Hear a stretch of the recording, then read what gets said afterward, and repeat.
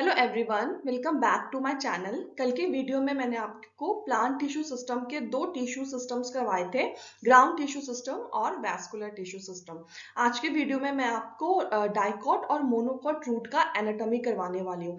Anatomy क्या होता है? जिसमें हम इंटरनल स्ट्रक्चर की स्टडी करते हैं, उसमें टिश्यू का क्या स्ट्रक्चर है या क्या ऑर्गेनाइजेशन है वो हम एनाटॉमी में स्टडी करते हैं। तो स्टार्ट करते हैं आज का टॉपिक। सबसे पहले डाइकॉट रूट का स्ट्रक्चर देख लेते हैं। ये इमेज है डाइकॉट रूट का। ये ट्रांसवर्स सेक्शन होता है। The transverse section of the mature zones of root, stem and leaves gives better understanding of tissue organisation. अगर हमें किसी पार्ट की स्टडी करना है, उसके टिश्यू की स्टडी करना है, तो उसके लिए जो सबसे बेस्ट तरीका होता है वो होता है उस स्ट्रक्चर का ट्रांसवर्स सेक्शन लेना। मीन्स अगर हमें उस स्ट्रक्चर को स्टडी करना है तो उसे हम ट्रांसवर्सली कट करेंगे। ट्रांसवर्स क्या होता है? सपोज ये रूट है, तो अगर मैंने उसको इस वे में कट किया तो इसे बोलते हैं लॉन्गिट्यूडनल सेक्शन। अगर मैंने उसे इस वे में कट किया तो इसे बोलते हैं ट्रांसवर्स सेक्शन। तो बेटर अंडरस्टैंडिंग के लिए ट्रांसवर्स सेक्शन लेना होता है रूट, स्टेम या लीव्स का, अगर हमें उसकी टिश्यू की स्टडी करनी है तो। The internal tissue organization of dicot root is as follows। तो इंटरनल टिश्यू का जो स्ट्रक्चर है डाइकॉट रूट का वो कैसा होता है?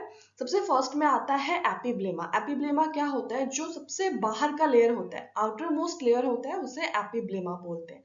तो यहाँ पे प्रेजेंट होगा जो सबसे आउटर सरफेस है उसे एपिब्लेमा बोलेंगे। Epiblema cells protrude to form unicellular root hairs. अब एपिब्लेमा के जो सेल्स होते हैं वो प्रोट्रूड होते हैं। प्रोट्रूड मीन्स बाहर की तरफ निकलना। वो क्या फॉर्म करते हैं? Root hairs. ये यहाँ पे आप इमेज में देख सकते हो, ये जो बाहर की तरफ प्रोट्रूशन है ये क्या होता है? ये एपिब्लेमा के सेल्स होते हैं जो बाहर की तरफ निकल जाते हैं और रूट हेयर फॉर्म करते हैं। और वो जो रूट हेयर होते हैं कैसे होते हैं? यूनिसेलुलर होते हैं, मीन्स उनमें सिंगल सेल होगा। Epiblema cells protrude to form unicellular root hairs. Epiblema के प्रोट्रूडेशन को क्या बोलते हैं? Unicellular root hairs. The cortex has several layers of thin-walled parenchyma cells with intercellular spaces। उसके बाद क्या आता है? कॉर्टेक्स। तो जो कॉर्टेक्स होता है उसमें बहुत सारे लेयर्स होते हैं, किसके? पैरेन्काइमा सेल्स के। और पैरेन्काइमा सेल्स का जो बाहर का लेयर होता है वो कैसा होता है? थिन वॉल्ड होते हैं, मीन्स उसका जो बाहर का वॉल जो होगा वो थिन होगा, पतला होगा। और उनके बीच में इंटरसेलुलर स्पेसेस होंगे। Intercellular spaces means different different cells के बीच में स्पेस प्रेजेंट होगा। तो यहाँ पे आप देख सकते हो कॉर्टेक्स, ये कॉर्टेक्स है और इनके बीच में हर एक सेल्स के बीच में आपको स्पेस दिख रहा होगा, तो इस स्पेस को बोलते हैं intercellular spaces. The innermost layer of the cortex is called endodermis. और कॉर्टेक्स के अंदर का जो लेयर है ये वाला, उसे क्या बोलेंगे? एंडोडर्मिस। बाहर का जो लेयर हुआ उसे एपिब्लेमा, जो कि प्रोट्रूड होके क्या फॉर्म कर रहा है? Root hair. और जो इनर सेल है उसे बोलते हैं एंडोडर्मिस। नेक्स्ट पॉइंट है एंडोडर्मिस है single layer of barrel shaped cells without any intercellular spaces. अब ये जो एंडोडर्मिस होता है इनके पास सिंगल लेयर, ये जो पिंक कलर का है, पर्पल कलर का, इसे एंडोडर्मिस बोलते हैं। और एंडोडर्मिस में क्या होता है? एक सिंगल लेयर होता है बैरल शेप्ड सेल्स का। यहाँ पे ये आप देख सकते हो जो पिंक कलर का है यहाँ पे, this is the endodermal cells, जिनका शेप कैसा है? Barrel shape. और इनके बीच में कोई भी स्पेस प्रेजेंट नहीं है। बैरल शेप्ड क्या होता है? इस टाइप का जो स्ट्रक्चर होता है उसे बोलते हैं बैरल शेप। तो यहाँ पे आप देख सकते हो जो पिंक लाइन है ये बैरल शेप्ड सेल्स है और ये क्या है? एंडोडर्मिस है। Tangential and radial walls of the endodermal cells have water impermeable waxy material suberin in the form of Casparian strips। जो एंडोडर्मल सेल्स होते हैं उनके टेंजेंट और रेडियल वॉल, दोनों ही वॉल पे एक सब्सटेंस प्रेजेंट होता है जिसे सुबेरिन बोला जाता है। सुबेरिन क्या होता है? वाटर इम्परमेबल होता है। वाटर इम्परमेबल मीन्स कि ये वाटर को अलाउ नहीं करता कि वो पास हो जाए इस मटेरियल से। और वो कैसा है? वैक्स जैसा स्ट्रक्चर है। और ये जो सुबेरिन है वो किस फॉर्म में प्रेजेंट है? कैस्पेरियन स्ट्रिप्स के फॉर्म में। तो क्या होता है? जो एंडोडर्मल सेल्स है उसके टेंजेंट और रेडियल दोनों ही वॉल्स पे एक सब्सटेंस प्रेजेंट होता है सुबेरिन, जो कि कैसा है? वैक्स जैसा सब्सटेंस है और वाटर इम्परमेबल है। Water impermeable means it do not allow the waters to pass through it. और किस फॉर्म में प्रेजेंट है? कैस्पेरियन स्ट्रिप्स में। Thick walled parenchymatous cells layers called as pericycle is present next to endodermis. अब इस endodermis के next में क्या प्रेजेंट है, ये पेरीसाइकल। ये जो अंदर दिख रहे हैं ये पर्पल कलर के, ये है पेरीसाइकल। और ये कैसे सेल्स हैं, पैरेनकाइमेटस सेल्स हैं। और पैरेनकाइमेटस सेल्स का जो वॉल होता है वो थिक होता है। नेक्स्ट है initiation of lateral roots and vascular cambium during the secondary growth takes place in these cells. जो सेकेंडरी ग्रोथ के टाइम लेटरल रूट्स और वैस्कुलर कैम्बियम का फॉर्मेशन होता है वो किस में होता है, पेरीसाइकल में होता है। द पिथ इज स्मॉल और इनकॉन्स्पिशियस। अब ये पेरीसाइकल के बाद ये जो पिथ है, ये पिथ जो होते हैं वो छोटे होते हैं यहाँ पे और इनकॉन्स्पिशियस होते हैं। इनकॉन्स्पिशियस मीन्स कि वो दिखाई नहीं देते हैं। The parenchymatous cells which lie between the xylem and the phloem are called conjunctive tissue. वो parenchymatous cells जो xylem और phloem के बीच में present होते हैं उन्हें conjunctive tissues बोला जाता है। There are usually 2 to 4 xylem and phloem patches. Mainly यहाँ पे 2 से लेके 4 तक xylem या phloem के patches present होते हैं। Later, a cambium ring develops between the xylem and phloem. बाद में क्या होता है, एक cambium ring form हो जाता है xylem and phloem के बीच में।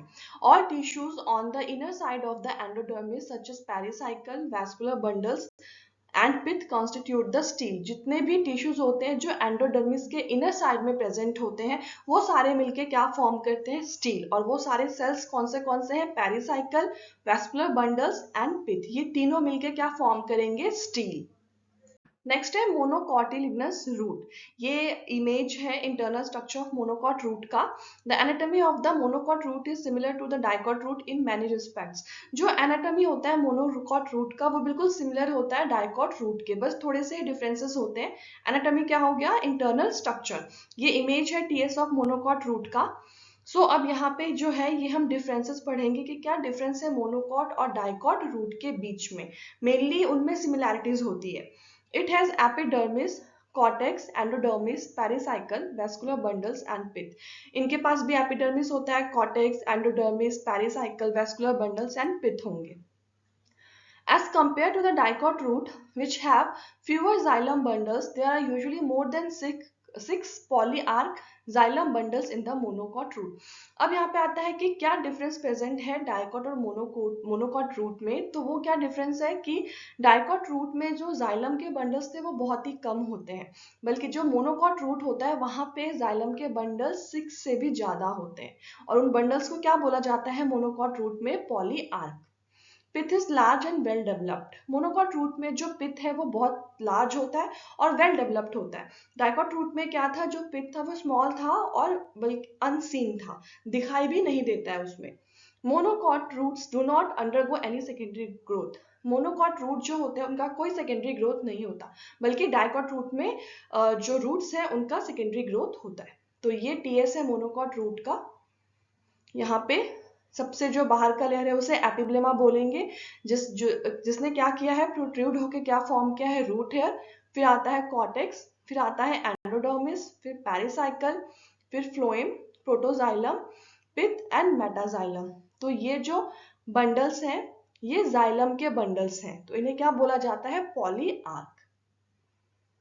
ये इमेज है डाइकॉट रूट और मोनोकॉट रूट का। यहाँ पे मैंने साथ में इसलिए लगाया ताकि हम कंपेयर कर सके कि क्या डिफरेंस है दोनों रूट में। मेनली तो डाइकॉट रूट और मोनोकॉट रूट दोनों ही बहुत हद तक सिमिलर होते हैं, बट कुछ डिफरेंस है जो कि इमेज में भी विजिबल होता है। तो यहाँ पे है सबसे बड़ा डिफरेंस क्या है, जाइलम के नंबर में। तो यहाँ पे ये जो रेड कलर का है ये है जाइलम। तो डाइकॉट रूट में वो 4 इन नंबर होते हैं, 1 2 3 4, सिर्फ 4 जाइलम के पैचेस प्रेजेंट होंगे। वही मोनोकॉट रूट में 6 से भी ज्यादा जाइलम के पैचेस होते हैं। ये 1 2 3 4 5 6 7 8, यहाँ पे 8 जाइलम पैचेस है और इनको क्या बोला जाता है, पॉलीआर्क। तो ये डिफरेंस प्रेजेंट होता है डाइकॉट रूट और मोनोकॉट रूट में। बाकी काफी हद तक इनका जो स्ट्रक्चर होता है वो सिमिलर होता है। आज के लिए इतना ही। कल की वीडियो में मैं आपको dicot stem and monocot stem की एनाटॉमी कराऊंगी। सो होप आप सबको मेरा ये वीडियो पसंद आया होगा, मेरा एक्सप्लेनेशन अच्छा लग रहा होगा। Then please share and subscribe my channel. And अगर आपको कोई भी डाउट है या मेरे लिए कोई सजेशन है तो आप मुझे कमेंट कर सकते हैं। Thank you.